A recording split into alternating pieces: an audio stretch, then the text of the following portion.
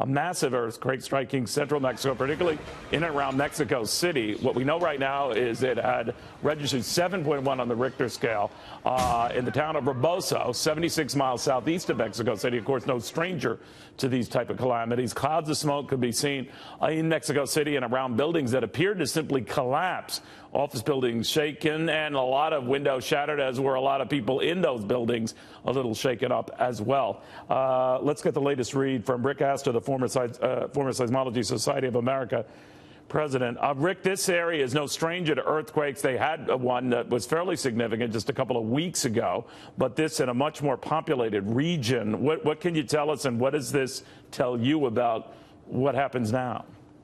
Yeah, well, you're correct. This was very different than the other recent earthquake. In Mexico, it wasn't a highly populated area. It was a fairly large earthquake, 7.1, certainly very significant. It was rather deep. That is, the place where the fault slipped was over 30 miles below the surface, so that reduced the potential damage somewhat, but we are looking at a very significant earthquake here in Mexico. This particular one here, and of course what we're seeing about the buildings, some holding up well, others not. Now, they had been girding for this and preparing for this, much like you have a lot of communities that were in the path of hurricanes, getting to be more hurricane resistant, or at least deal with them. Mexico's had to deal with that as well, but it's sometimes luck of the draw, right? That's right, and Mexico has made strides. This is not going to be nothing like the 1985 earthquake, which occurred exactly on this date.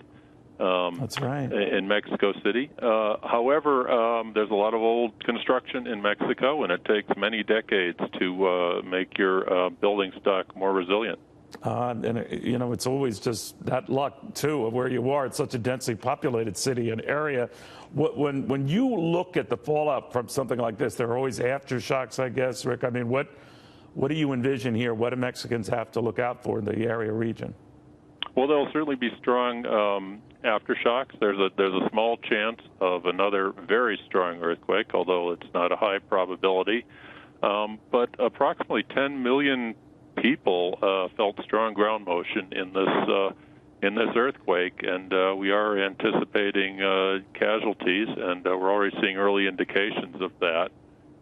It's a significant event in Mexico. It's certainly not a worst case, but we're girding ourselves for some difficult times for the Mexican people in recovering from this.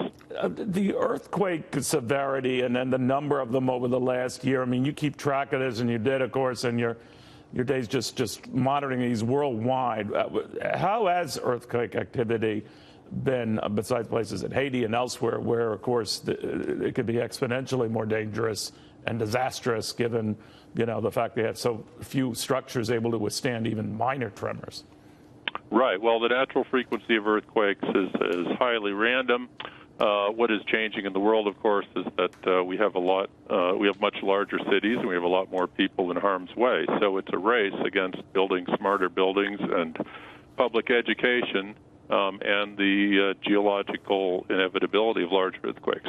All right. And just as you were guesstimating, Rick, we are getting confirmation from Mexico City's mayor that there are people apparently trapped in collapsed buildings in and around the city. For a lot of those folks, and even the rescue effort is complicated by those aftershocks you talked about, right? Indeed. Strong aftershocks are a significant hazard during the early period of recovery from an event like this. The epicenter of the earthquake was actually much closer to Puebla, which is a major city of well over, I believe, 3 million people in the immediate area, southeast of Mexico City. So it's not just Mexico City that was affected in terms of large urban areas. All right. Thank you very, very much.